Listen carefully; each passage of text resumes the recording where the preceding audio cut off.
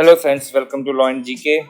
So friends, on this channel we discuss the contents of law and previous year papers of judicial services and other legal exams.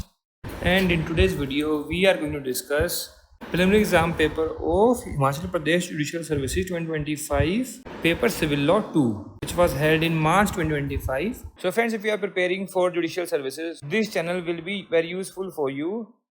And अगर आपको ये video अच्छी लगी हो तो जरूर लाइक कीजिएगा, शेयर कीजिएगा अपने फ्रेंड्स के साथ. And don't forget to subscribe the channel, and while subscribing don't forget to press the bell icon so that you can get the notification of our upcoming videos. Let's move on to the questions.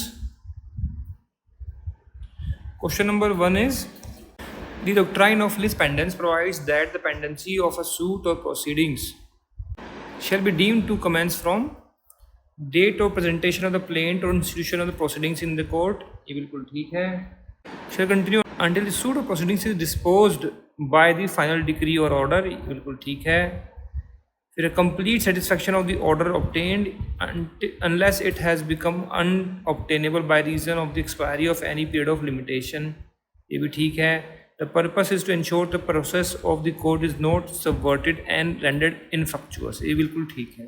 तो सारे ठीक हैं, तो इसमें D answer रहेगा all of the above. lis pendens के बारे में कहाँ पर मेंशन किया गया है? In section 52 of transfer of property act.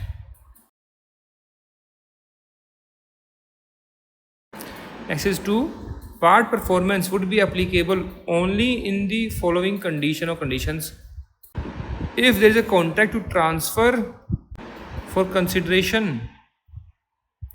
अब देखिए इसमें बताना है choose the option that is not essential.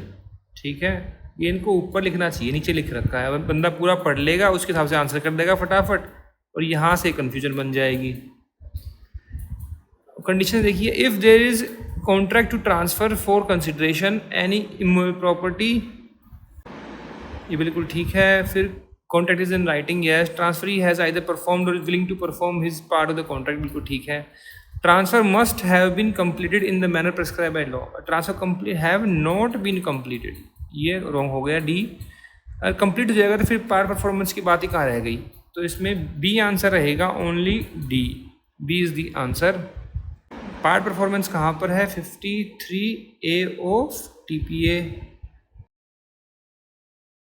Next is 3, with reference to transfer of property list में लिस्ट को मैच करना है, केसेस बताने हैं, कौन सा केस कौन से किस चीज़ रिलेटेड है. तो राम भरण वर्सेस राम मोहित, ये था रूल अगेंस्ट परपेचुइटी पर. फिर Shantabai versus state of Bombay, ये है इमूवेबल प्रॉपर्टी पर. VN सरीन वर्सेस अजीत के पोपली, ये है पार्टीशन वेदर ट्रांसफ़र. फिर है जुम्मा मस्जिद मरसारा वर्सेस कोडिया मनिंदर नाथ, ये है स्पेस सक्सेशन इस पर. राइट, तो क्या बन गया ये? 1432. 1432 ये रहा. A is the answer.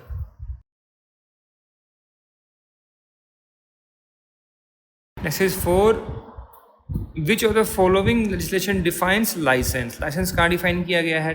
TPA में है? नहीं है. कॉन्ट्रैक्ट में नहीं है. ईजमेंट में किया गया है. सी इसका आंसर रहेगा. Next is 5, choose the correct option with reference to a vested interest under TPA. It is defeated by death of the transferee before he obtains possession. No, ये रॉन्ग है. यह it is not defeated by the death of the transferee before he obtains the possession, ये बिल्कुल ठीक है. B इसमें answer हो जाएगा. सेक्शन है ये 19 और ये वहीं पर मेंशन किया गया है इन TPA.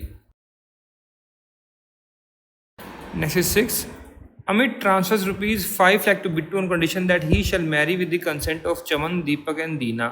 Bittu marries without the consent of Chaman, Deepak and Deena but obtains their consent after the marriage. क्या ये कंडीशन फुलफिल हुई? Bittu has not fulfilled the condition, बिल्कुल ठीक है. Deemed no, depend on interpretation no. A is the answer. क्या mention किया गया? This is illustration in section 26 of TPA. Next is 7, a lessee accepts from his lessor a new lease of the property leased to take effect during the continuance of the existing lease. Under TPA, this would be determination of the lease by, क्या है ये? उसने accept कर लिया तो forfeiture भी नहीं है, एक्सप्रेस सरेंडर, ये इम्प्लाइड सरेंडर माना जाएगा।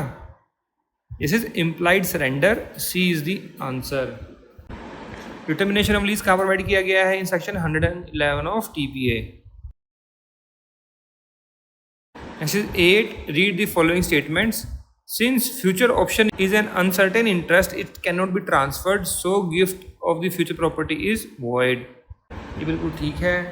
फिर है gift comprising both existing and future property is void as to the later, ये बिल्कुल ठीक है।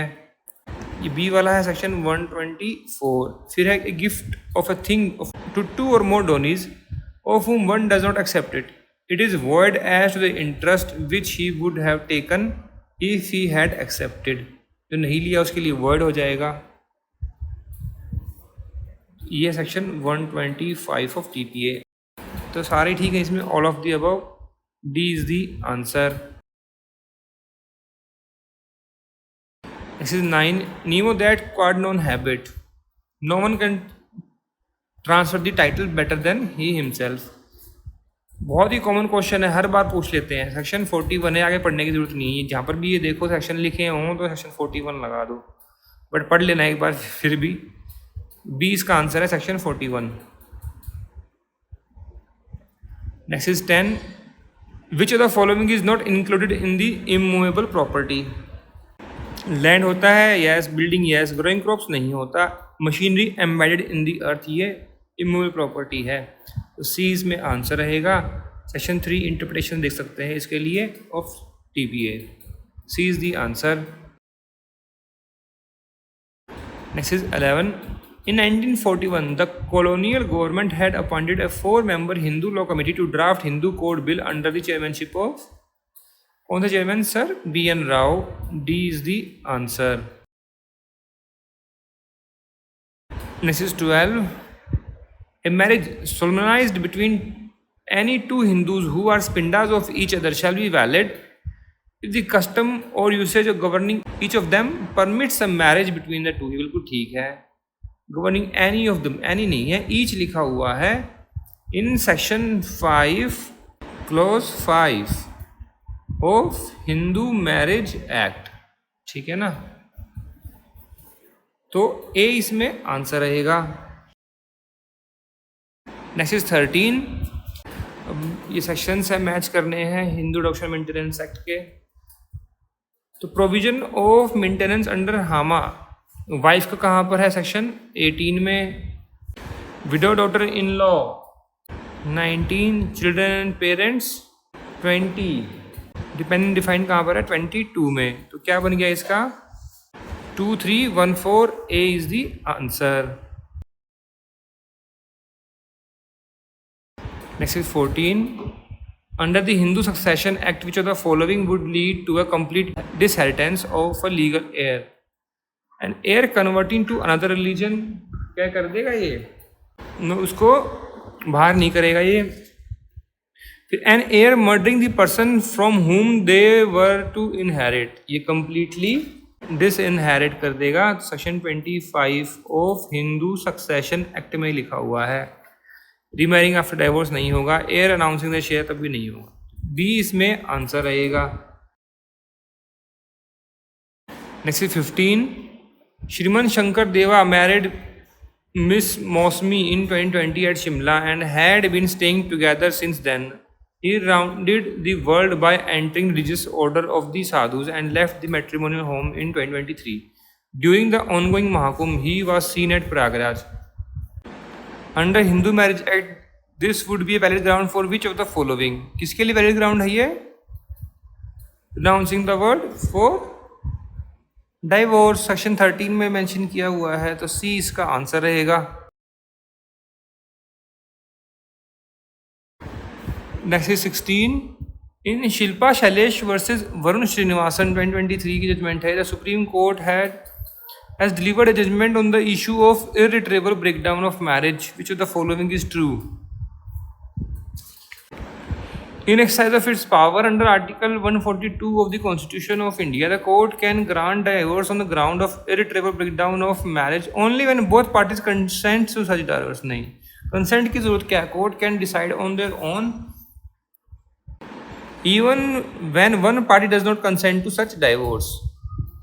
अब यहाँ वन पार्टी क्यों लिखा, देखिए दो गए हैं, एक चाहता है डाइवोर्स, एक नहीं चाहता, तभी तो कोर्ट गए ना। तो जो नहीं चाहता उसके कंसेंट के बिना भी डाइवोर्स ग्रांट कर सकते हैं, ठीक है ना, यही बोला गया था। आगे क्या लिखा हुआ है, only when all procedural substantive requirement और म्यूचुअल कंसेंट।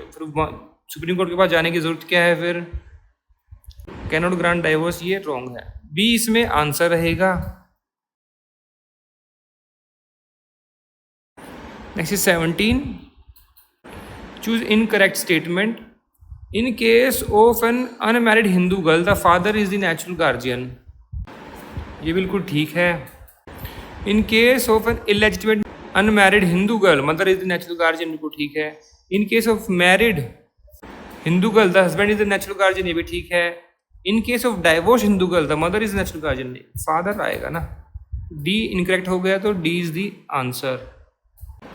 नेचुरल गार्जियन के बारे में कहाँ पर डिस्कस किया गया है, in section 6 of Hindu minority and guardianship act में। Next is 18. Which of the following statements are correct as per Hindu Marriage Act? In divorce cases, except for the grounds under section 13, 1, 2, 6 and 7, the court may order judicial separation if deemed just. बिल्कुल ठीक है। क्या mention किया हुआ है in section 13A में, all right, in Hindu marriage act. फिर in cases of separation the court may grant a decree of divorce based on the facts and circumstances of the case, ये रॉन्ग है। The court has discretion either grant decree of divorce or judicial separation, ये wrong है। तो only one इसमें answer रहेगा, A is the answer. Next is 19, Hindu male M dies intestate living behind his mother's father, mother's mother, mother's brother and mother sister. मतलब ये मान लो M है, तो इसकी मदर थी एम, वो गुजर गई, तो इनके जो है फादर हैं, मदर हैं, और इनका भाई ब्रदर और सिस्टर है। तो ब्रदर सिस्टर तो हो गए out, because nearest are available, तो they will exclude the farthest, है ना, as per the schedule of Hindu succession act section 16 as mentioned in section 8 of Hindu succession act. तो फिर ब्रदर सिस्टर को कुछ नहीं मिलेगा, मदर्स मदर, ब्रदर नहीं, सिस्टर नहीं, सिस्टर नहीं। तो जहाँ भी ब्रदर सिस्टर कहीं लिखा हो तो वो नहीं होगा, तो mother's father and mother's mother, D is the answer. क्योंकि डेथ किसकी हुई है, मेल की, तो सेक्शन 8 लग जाएगा, 15 नहीं लगेगा। Next is 20, the judgment of High Court of Himachal Pradesh Shimla in MS Prem Sagar versus Oriental Insurance Company Limited relates to the provision of Himachal Pradesh urban rent control act. किससे रिलेट करता है ये, 2J एंड सेक्शन 4 दोनों से, both of these, C is the answer. 2J क्या है, definition of tenant है, ठीक है, और 4 क्या है, determination of fair rent in Himachal Pradesh urban rent control act. Next 21, as per Himachal Pradesh Urban Rent Control Act, conversion of a residential building into non-residential building can be done with the permission of controller.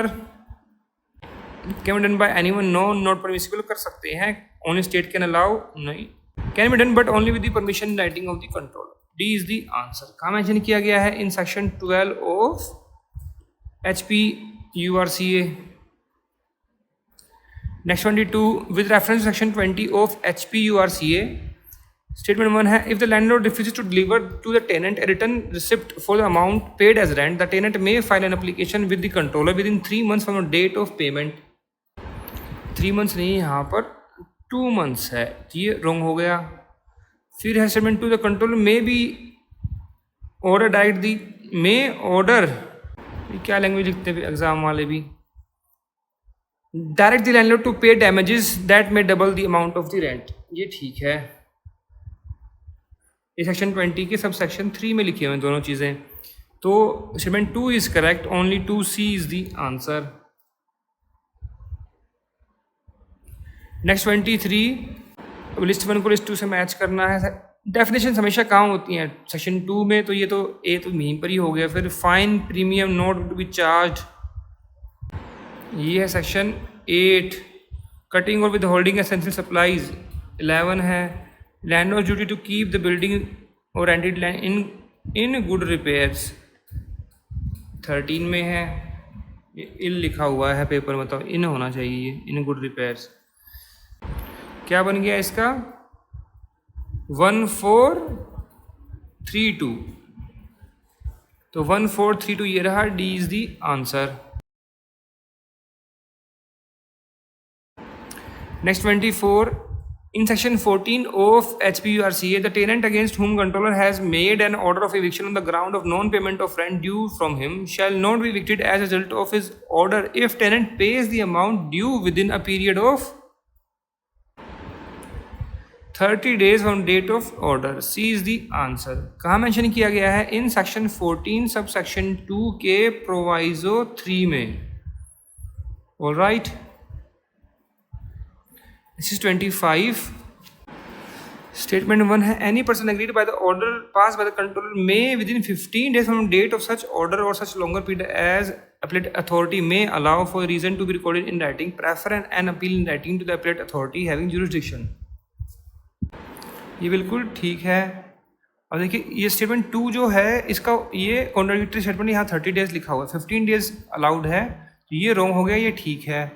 फिर है statement 3, in computing the period time taken to obtain a certified copy of the order appealed shall be excluded, ये बिल्कुल ठीक है। फिर है shall be included, ये wrong हो गया। तो मतलब 2 कॉन्ट्राडिक्टरी स्टेटमेंट लिखी हुई हैं, तो एक ठीक है एक गलत है, तो 1 and 3 are correct. Statement 1 and 3 are true while 2 and 4 are false. C is the answer. Section है ये 24 of HP urban rent control act. Next 26, for the purpose of this HPURCA an appellate authority or controller appointed under this act shall have the same power of summoning and enforcing the attendance of witnesses and compelling the production of evidence as are vested in a court under CPC. B is the answer. Section 25 में mention है ये इसी act में। Next 27, in accordance with the definition provided under section 2E of the Himachal Pradesh urban and control act, a non residential building is क्या है? Primarily used for business or trade and not for any residential purpose. नहीं, not to use नहीं किया हुआ वहाँ पर। Building partly is for both business or trade residential purpose, the person connected business also residing in the building, तब भी वो जो है नॉन रेजिडेंशियल बिल्डिंग ही मानी जाएगी। फिर है building that is let out separately, residential non residential no, use exclusively for residential no, तो बी ही इसमें आंसर रहेगा। डेफिनेशन आपको बताई दी, सेक्शन बताई दिया यहाँ पर। Next 28, as per section 17 of Himachal Pradesh rent control act, when can a landlord recover possession of premises from a tenant who has not vacated after the agreed period despite tenant refusal to leave? Only one tenant voluntary agrees to leave, फिर तो करेगा ही नहीं कभी भी। If the landlord obtains permission from the controller and tenant does not vacate after agreed period.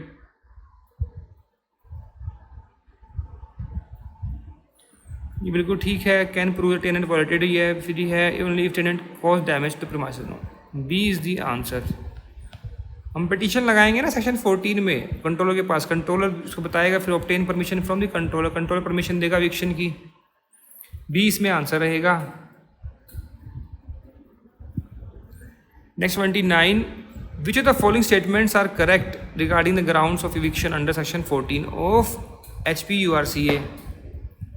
A tenant can be evicted if they fail to pay rent within 15 days of receiving demand notice and the landlord has a valid ground for eviction under the act. ये बिल्कुल ठीक है। Tenant can be evicted automatically if they have occupied a property for more than 10 years without a written agreement. ये wrong है, चाहे agreement हो चाहे ना हो, ऐसा नहीं निकाल सकते। फिर tenant can be evicted solely for causing minor damages to the property regardless of intent. Minor नहीं है, मेजर डैमेज करेगा तब वो निकाल सकते हैं। तो दोनों ये रॉन्ग हो गए, only one is correct, A is the answer. Next is 30, match करना है। इविक्शन ऑफ टेनेंट कहाँ दिया हुआ है? 14 में। देखिए सेक्शन 8 एंड 13 दोबारा पूछ लिया ना, पहले पूछा हुआ था, मतलब वहीं से इसको आंसर कर सकते हो। Fine opinion not to be charge, बिल्कुल वही सेम चीज़ है। Land of duty to keep the building rented in good repair, है ना, वेकेंट लैंड बिल्डिंग आ गया 19 में। तो 1 2 3 4 इसमें आंसर रहेगा, C is the answer. Next 31, which of the following is correct of law of limitation? Law of limitation bars the remedy not the right, है ना, ये ठीक है। लिमिटेशन इज सब्सटेंटिव लॉ, ये प्रोसीजरल है। Extension right, no, A is the answer. Next 32, the period of limitation to redeem or recover possession of immovable property mortgage is कितना है? 30 years, B is the answer. कहाँ provide किया गया है? In Article 61 of the Schedule of Limitation Act. Next 33, as per Limitation Act, where once time has begun to run, the number of public holidays or court holidays need to be excluded. नहीं, no subsequent disability or inability to institute a suit or make application stops it. ये बिल्कुल ठीक है। Writ petition can be filed to stop? No. Parties can insert terms to stop? No. B is the answer. कहाँ provide किया गया है? In section 9 of limitation act. Next 34, delay in institution can be condone under section 5 of limitation act in respect of appeals and applications only, D is the answer. बहुत ही common question है limitation के, ये हर बार पूछते हैं, बहुत रिपीटेड क्वेश्चन है। Next 35, the limitation for claiming compensation for defamation is 3 year, no. Defamation में कितना? 1 year from date and the publish legal comes with knowledge of the plenty for from the date when the damage for which compensation is claimed is caused which ever is later. फिर है 1 year from date when the legal is published. देखिए जो सी वाला है देखने में तो appropriate जो है ये लगेगा, बट जो लिखा हुआ है बेयर एक्ट में, in article 75 of schedule of limitation act, ये डी लिखा हुआ है, 1 year from date when the legal is published, D इसमें आंसर रहेगा। Next 36, for the purpose of limitation act which of the following claim shall be treated as a suit? Set off counter claim, both, C is the answer. Repeat question again. Next 37, in acquisition of easement by prescription under Limitation Act, the uninterrupted period provided for the use of light or air is 20 years. A is the answer. Section 25 of Limitation Act. Again, repeat question. Next 38, the period of limitation for suits relating to contract is 3 years. A is the answer. Again, repeat question. Next 39, in case of continuous breach of contract or continuing tort, the limitation period is computed from first tortious act या फिर moment the last act of breach of or tort continues. B is the answer. कहाँ mention किया गया है? In section 22 of limitation act. Again repeat question. Next 40, assertion है where any special or local law prescribe for any suit, appeal or application the period of limitation different from the period prescribed in the schedule. The provision of section 3 of limitation act shall apply as if such period were the prescribed by the schedule. ये बिल्कुल ठीक है, ये mention किया हुआ है in section 29 sub section 2 में। इसका रीजन है वेयर स्पेशल और prescribe period of limitation for filing special appeal but there is no provision, therefore limitation act the therefore under limitation act the period of limitation provided under special law must be treated to be different from that under the limitation act. बिल्कुल ठीक है, तो correct explanation हो गई, तो इसका ए answer रहेगा।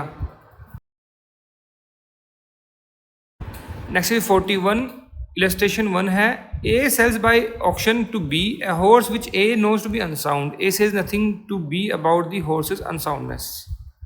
क्या ये फ्रॉड है? No, it is not fraud. फिर है B, B says to A, if you do not deny it, I shall assume that the horse is sound. मतलब अब यहाँ पर इसकी ड्यूटी बन गई, there is duty to speak, फिर वो फ्रॉड हो जाएगा. तो only illustration 2 amounts to fraud while 1 does not. B is the answer.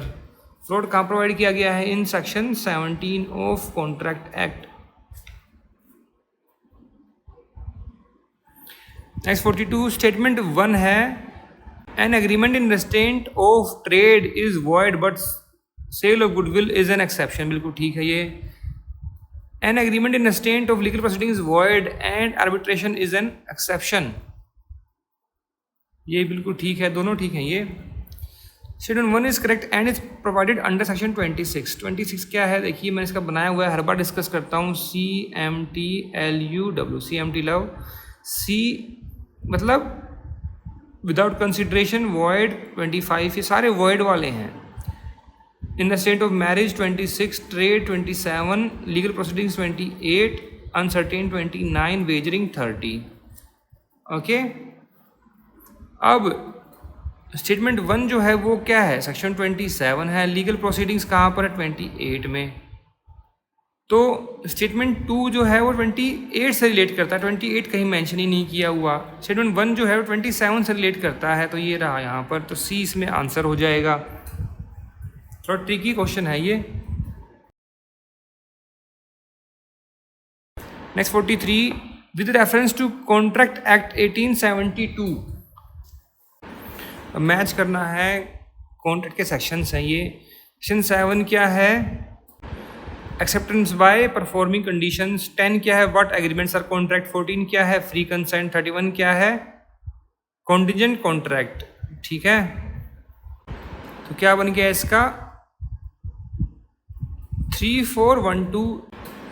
3412 ये रहा. D is the answer. Next is 44. A continuing guarantee may at any time be revoked by the surety as to future but notice to the creditor. बिल्कुल ठीक है. Notice to डेक्टर नहीं, उसकी requirement नहीं. Without notice. Without notice कैसे होगा? Any time without notice नहीं. ए इसमें आंसर रहेगा. कहाँ मेंशन किया हुआ ये? In section 130 of contract act में. Next is 45. Agreement if made without consideration is void. Which of the following is an exception to this? The consideration is inadequate when agreement is made in writing out of love and natural affection and is registered. ये भी ठीक है, ये भी ठीक है. It is a promise made in writing signed by the person to be charged therewith or by his agent generally specially authorized in that behalf to pay wholly or in part debt which the creditor might have enforced payment but for the law of limitation of the suits. तीनों ही हो जाएंगे ये. D is the answer. All of the वो इसमें रहेगा. Section कौन सा है? सेक्शन है 25. उसकी एक्सेप्शंस हैं. Next 46. Wagering agreement are void but not forbidden by law. The statement is true. A is the answer. Wagering agreement section 30 of contract act. Next 47. A directs B his solicitor to sell his estate by auction and to employ an auctioneer for the purpose. B names C an auctioneer to conduct the sale. For conducting the sale, choose the correct option. अब A ने B जो इसका solicitor है उसको कहा कि भाई ये ऑक्शन कर दे मेरी प्रॉपर्टी. B ने बोला कि भाई C जो करता है ये काम. अब C जो है सब एजेंट माना जाएगा कि एजेंट माना जाएगा? C is an agent of. C is agent of A. उसे सिर्फ नाम दिया है, अपने अंडर नहीं लिया. वो कहता है कि हाँ मैं करवा दूंगा पूरा का पूरा काम और खुद उसको एम्प्लॉय करता. तब ये सी जो है मानते उसको सब एजेंट. बट यहाँ पर क्या है? सी जो एजेंट माना जाएगा. डी इसमें आंसर रहेगा. Next is 48. Under the Indian contract act the doctrine of frustration applies to contract that becomes impossible to perform after they are made. However, this doctrine would not apply if the impossibility arises due to unforeseen supervening circumstances entirely beyond the control of the parties. तब तो apply होती ही होती है doctrine of frustration. Section 56 para 2 है ना. The parties knew of the likelihood of the event rendering the performance impossible at the time of entering into the contract and yet they agreed to its performance unconditionally. उनको पता था कि भाई impossible है at the time of entry, फिर भी कर रहे हैं, तब ये अप्लाई नहीं होगी। Provides an express clause stipulating alternate arrangement in the main obligation can not be fulfilled, ये ठीक है। Obligation are divisible and partial performance is still feasible without violating the essential purpose of the agreement, तो यहाँ पर नहीं होगी, B इसमें answer रहेगा। This is 49. The principle of quantum merit under Indian Contract Act is invoked in cases where a contract is terminated or become unenforceable, but one party has already partly performed, entitled them to reasonable compensation for the value of their performance. जितना काम किया उतना उसको पैसे दे दिए, ये होता है quantum meruit, doctrine of quantum meruit, ये बिल्कुल ठीक है। Contract is void ab initio due to lack of consideration, फिर नहीं होगा। Plaintiff elect to sue damage नहीं होगा। Have expressly agree to resolve dispute arbitration नहीं होगा, तो इसमें ए आंसर रहेगा। Next is 50. A contract based on mutual mistake of fact under section 20 of Indian Contract Act is void if the mistake is material and pertains to fact essential to the agreement. ये बिल्कुल ठीक है। Valid and enforceable no, voidable up to option no. A is the answer. Essential fact है और उस पर जो है mistake थी तो void हो जाएगा।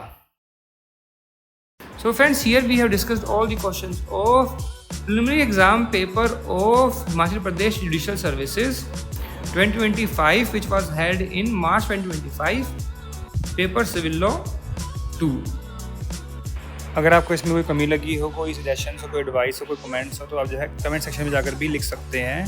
We always appreciate your comments. And अगर आपको ये वीडियो अच्छी लगी और एफर्ट्स हमारे अच्छे लगे हो तो उसको जरूर लाइक कीजिएगा, शेयर कीजिएगा अपने फ्रेंड्स के साथ, so that they can come to know about our channel and वो भी बेनिफिट ले सकें। एंड अगर आपको हमारे एफर्ट्स अच्छे लगे हो तो in addition to like and subscribe kindly give us a super thanks. Super thanks is a way to appreciate the content creator. आप जो है जो भी कंटेंट बनाता है उसको अप्रिशिएट करने के लिए कोई भी अमाउंट जो है डोनेट कर सकते हैं, तो kindly give us a super thanks. So friends, thanks very much for watching this video. Thank you.